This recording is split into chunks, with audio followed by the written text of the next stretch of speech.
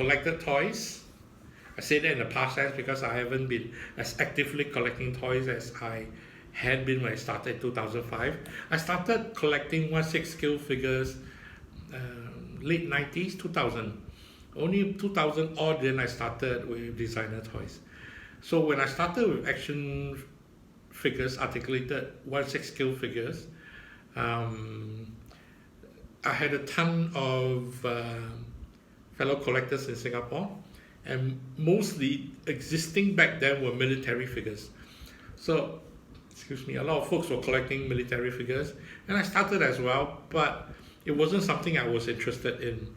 And I gravitated towards streetwear, urban wear, and a select few creators which I cannot afford, like Brothers Free, Brothers Worker, Brothers Free, they produce Brothers Worker, even Eric So, and even early Michael Lau. And Michael Lau is early 1/6 scale figures that led me to his designer toys subsequently.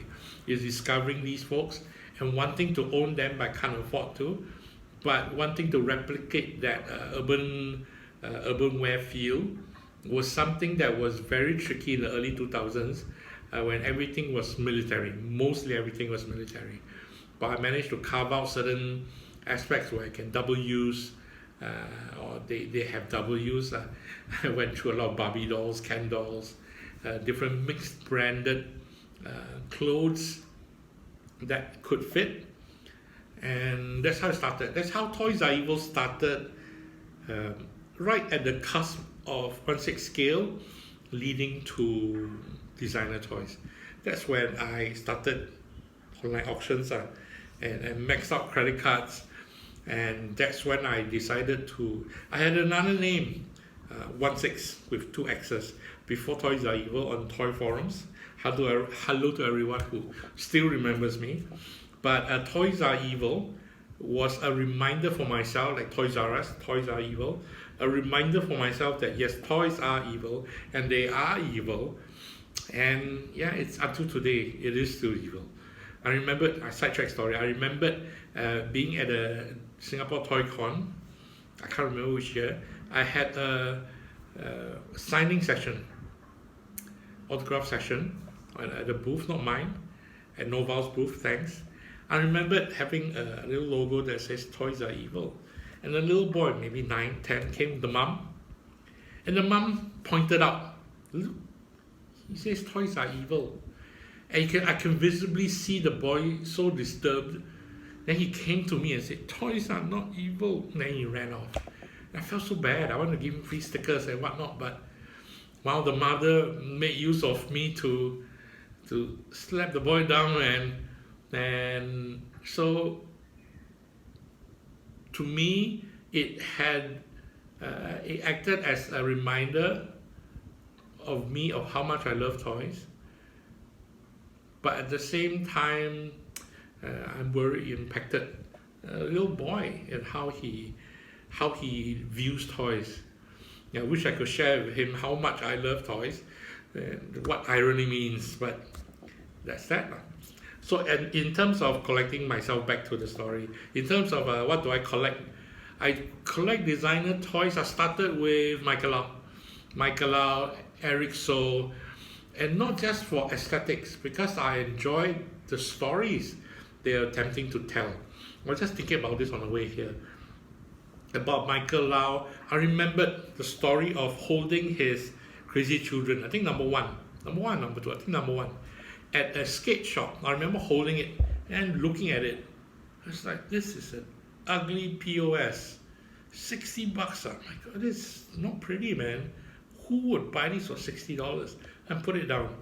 Months later, having rediscovered my love for Michael Lau, not rediscovered, I discovered my love for Michael Lau. Then I remembered that figure. Of course, it's no longer there at the skate shop. And by then, I wanted to buy the Crazy Children line. That figure I held in hand for $60. Turned out to be $180 at the toy shop. I had to buy the set.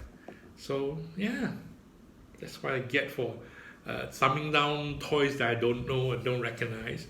But I ended up collecting them. And Michael Lau, Eric So, One, because they were Asian dudes. I recognize them, Asian dudes, designing and making toys.